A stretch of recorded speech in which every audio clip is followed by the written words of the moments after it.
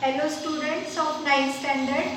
We have started the lesson from section B, that is nothing but lesson number 7, energy flow in an ecosystem. Before going to this lecture, I have told you about the trophic levels. So what are the trophic levels?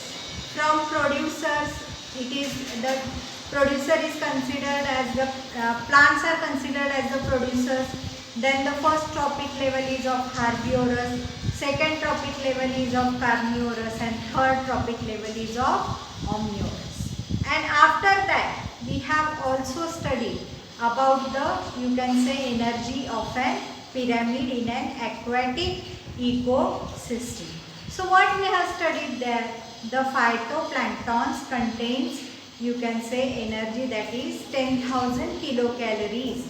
Then the zooplanktons contains the energy that is nothing but 1000 kilocalories, and the fishes contains the energy that is nothing but 100 kilocalories, and that is nothing but the humans contains 10 kilocalories. This we have studied in the previous lecture.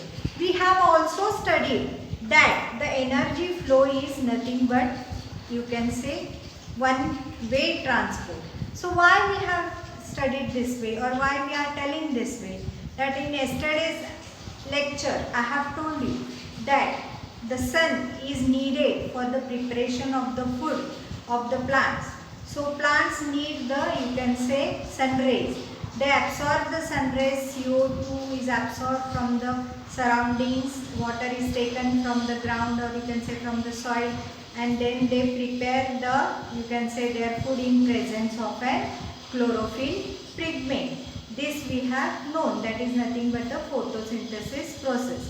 After this energy, or you can say these plants are eaten by the grasshoppers. Grasshoppers are eaten by the frogs. Frogs are eaten by the snake.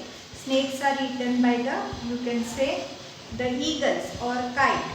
After the kite or eagle is nothing but the apex consumer. After their death, or you can say no one is going to killing them.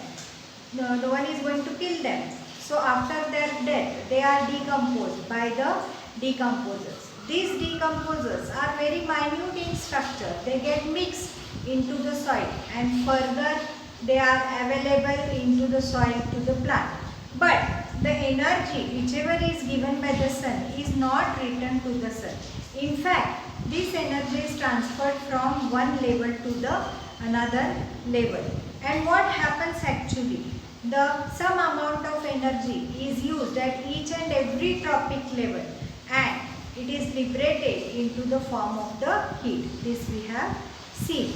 Now, I have also told you that in ecosystem there are various types of, you can say, cycles. So which are that cycles? That cycles are nothing but biogeochemical cycle, carbon cycle, oxygen cycle, and nitrogen cycle.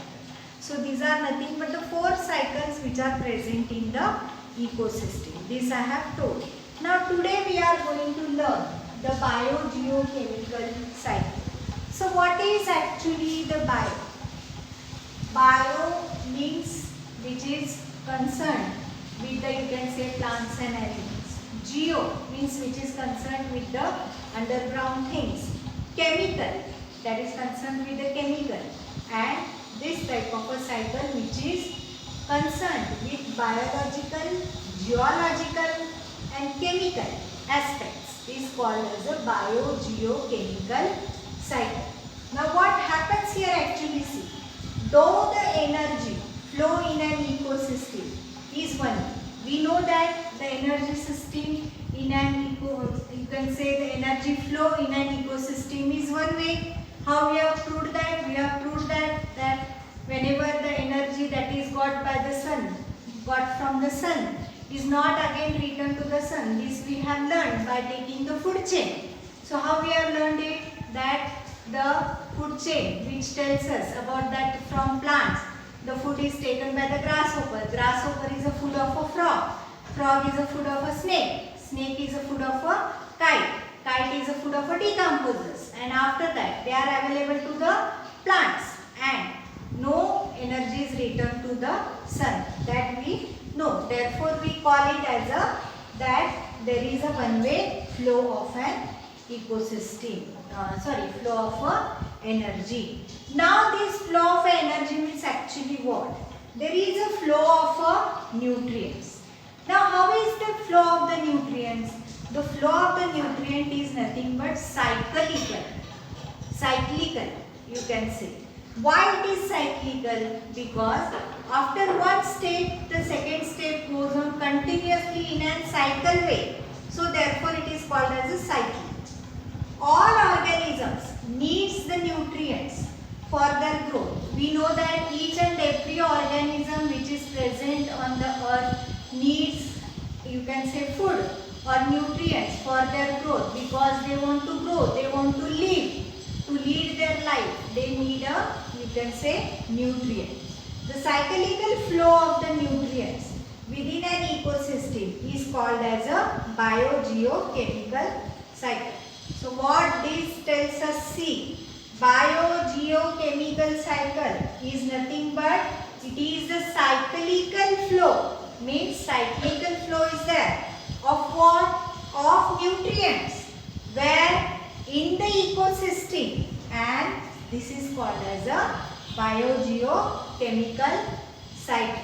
Next comes here, nutrients are necessary for the growth of the organism. We know each and every, you can say, organism needs nutrients to lead his life, or if he wants to grow, then he needs the nutrients. Continuously they are transferred from abiotic to the biotic factors. Continuously these nutrients are transferred from abiotic to biotic factors.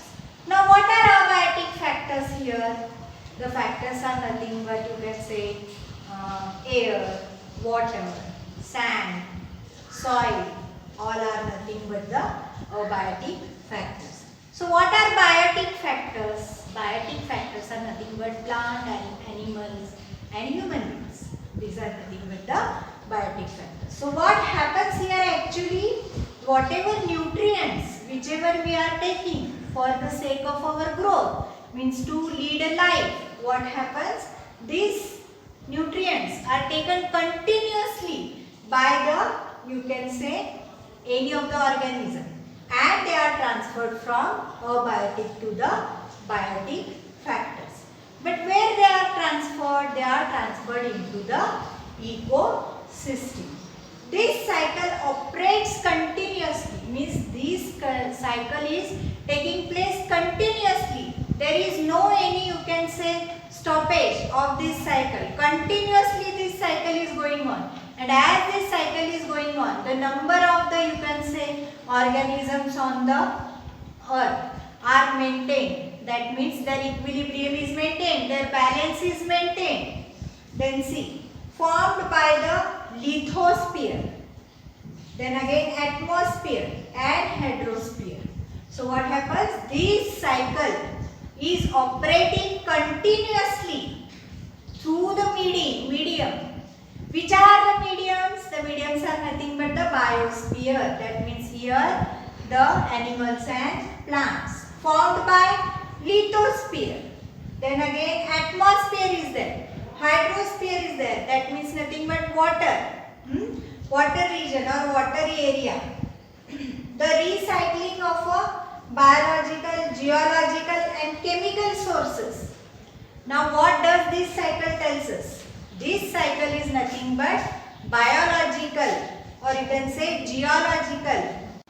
The recycling of biological, geological and chemical sources of nutrients in this process is complex process. So whatever you see in the biogeochemical cycle, what it tells us? Bio means nothing but biological, geo means geological and chemical means that you know. So these three cycles together form a biogeochemical cycle, and this biogeochemical cycle is nothing but a, you can say, complex process, and it depends upon the, you can say, level of an energy transfer in the ecosystem. So whenever you see there is a, you can say, transfer in the ecosystem. So there are types, two types of a, you can say, biogeochemical cycles. Which are they? See here, gaseous cycle and sedimentary cycle. From that first we are going to study, that is nothing but the gaseous cycle. So gaseous cycle is nothing but a accumulation of a, you can say, main abiotic gaseous nutrient materials found in the Earth's atmosphere. So what it is? Accumulation means together there is a, you can say, accumulate, or you can say abiotic gaseous nutrient materials is found in the Earth's atmosphere. In the Earth's atmosphere, whichever are found, what are found? Abiotic, you can say, gaseous nutrients. These are nothing but accumulated.